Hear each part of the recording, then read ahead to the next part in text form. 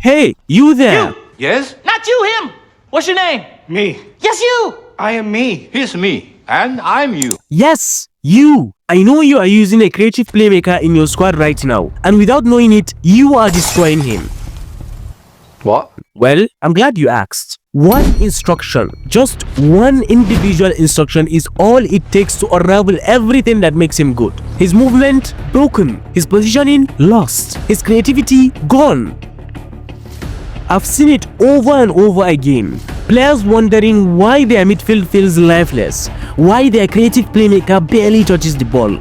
And the answer is always the same. They give him this one individual instruction blindly. In this video, I am going to show you exactly the individual instruction that is destroying your creative playmaker. And if you stick around, I'll also break down every individual instruction in eFootball and how each one affects your players differently.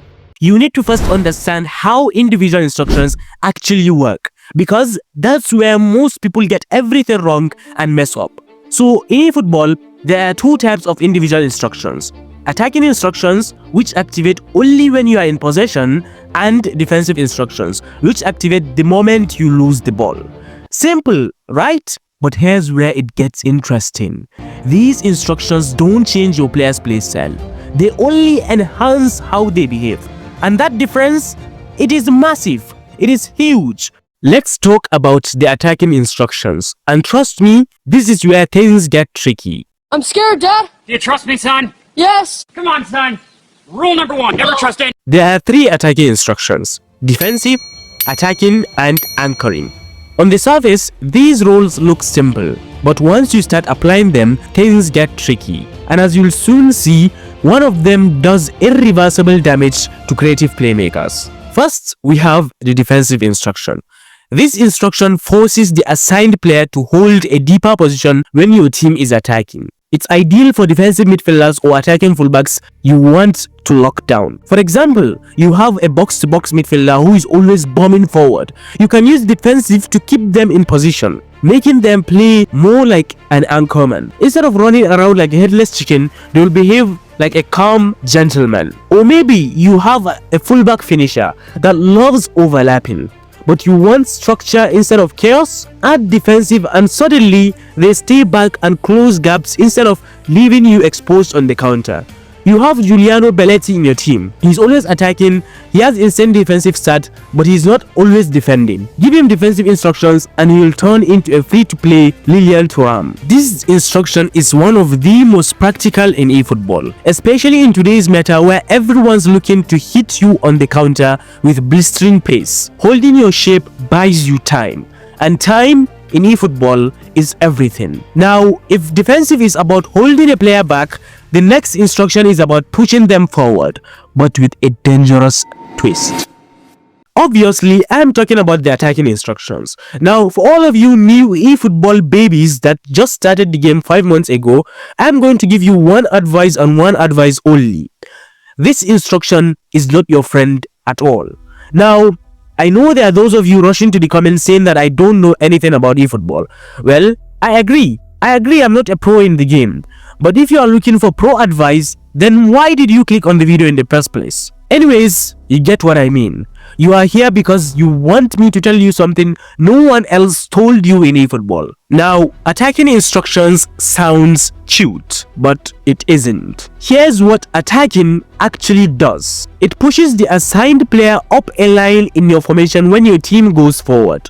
So basically, a defensive midfielder becomes a central midfielder becomes an attacking midfielder plays like a second striker. So you get the idea. It is to flood the final third with more options, so you have a lot of players attacking the opponent's box. And for certain play styles like offensive fullbacks or wingers, that's exactly what you want. You get more pressure, more presence, more chaos for the opposition. But for a creative playmaker, this is fatal. Their whole game is about dropping deep, dictating the tempo, and pulling strings from between the lines.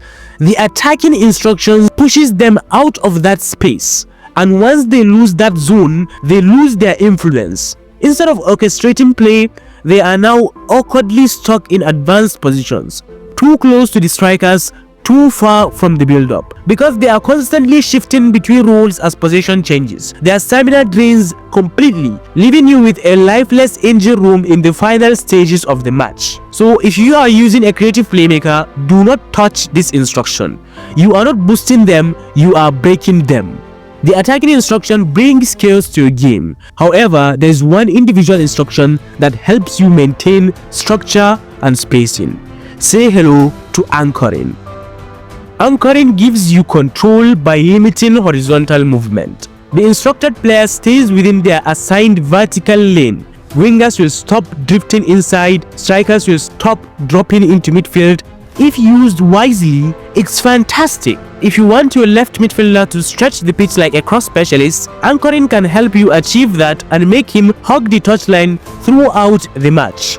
If you want your center forward to stay central and occupy the center backs, give him anchoring. However, like the attacking instruction, this individual instruction can also affect other positions if you don't use it wisely. In central areas like CMF or AMF, anchoring can feel like a cage.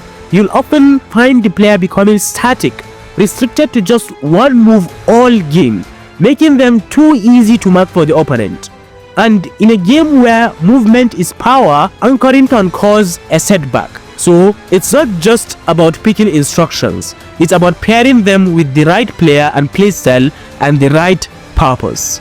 But what if I told you the attacking instructions are only one side of the coin? If you are serious about mastering eFootball, you need to know how to shape your team without the ball, just as precisely you do with it.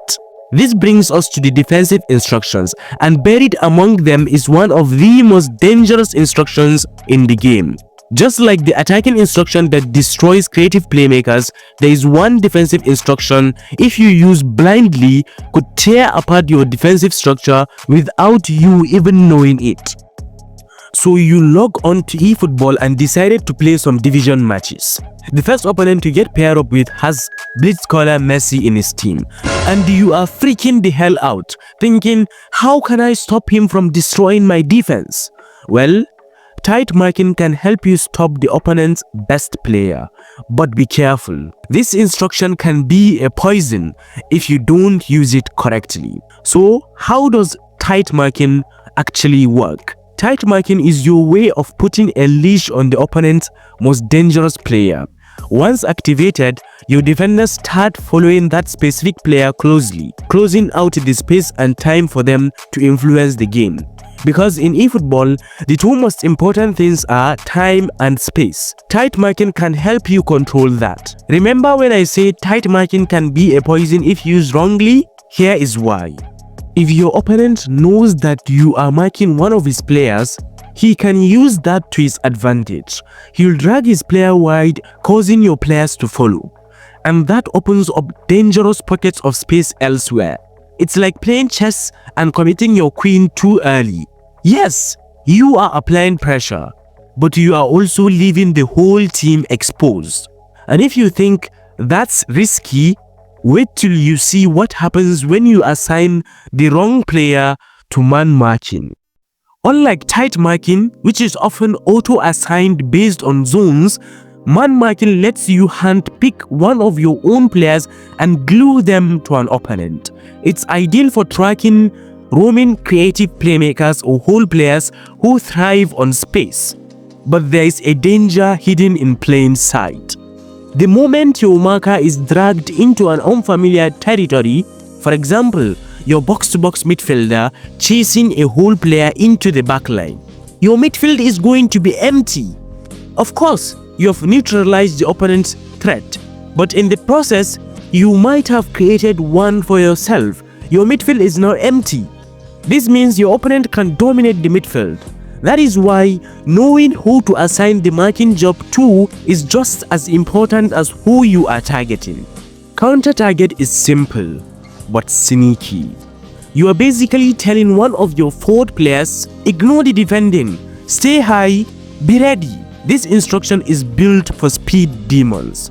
It saves their stamina, and the moment you regain possession, boom, they are off, running behind the defensive line before the opponent can react. But it's not all fireworks, because while your striker waits up top, you are defending with one man less. Against skilled opponents and poor players, this can be a weakness and cause you to lose. Counter-target is a risky tactic which can cause you to concede chances, but if you are looking for a safe instruction that assures good defense, then deep line is your best option.